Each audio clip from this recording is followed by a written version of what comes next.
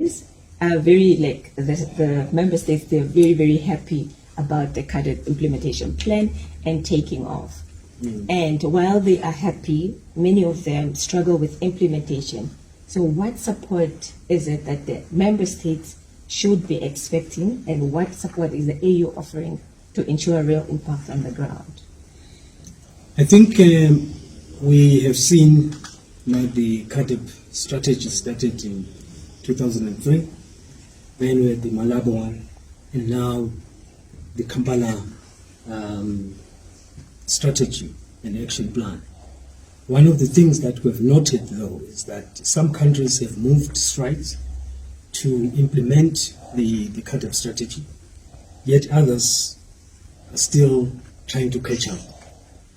One of the things that we have noted with a bit of concern is the domestication of this CAADP program into the national and regional programs, which is why in our endeavor now we are saying to member states, let's work together so that this can be part and parcel of the national development strategies.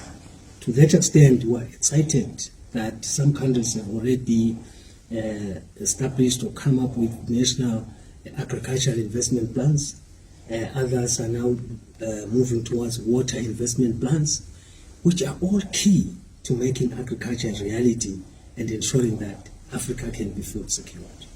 Yes, South Africa is one of those countries, as well as Kampala, that they have made progress when it comes to the discussion of the CAADP plans. You have mentioned that countries sometimes struggle with the country plans inside the country. So what finances or what financial support can countries expect from the African Union? The African Union is an enabler. It doesn't finance countries, but it is able to bring together strategic partners, because it's only through strategic partnership that we can move forward. Then the implementation part is done by the member states. Ours is to make sure that we say this is the way, but the member states are the ones that have to take the lead in terms of implementation. Fortunately, we have, or unfortunately, we are facing a geopolitical situation where finances or donor financing or partnership financing is just dwindling.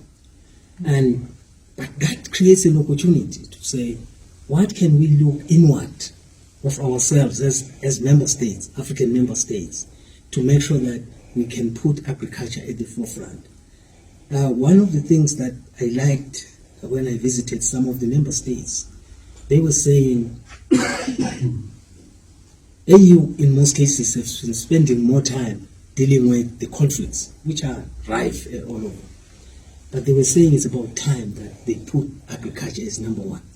And then because some of the conflicts that are there can be resolved through agriculture. You know what? An angry person, a hungry person is an angry person. So if we can resolve the agricultural aspect to make sure that we're food secure, instead of spending US 100 billion per annum importing food, then we'd have resolved some of these conflicts. Indeed, and a hungry person is an angry person. How will the AU make sure that the largest part of the people on the continent is the youth and the women? How do we make sure that they are part of this plan, of the CAADP plan, to make sure that they are not left behind in the agricultural sector when it comes to the youth and women? The CAADP plan is talking about inclusivity, which talks to the youth, which talks to women,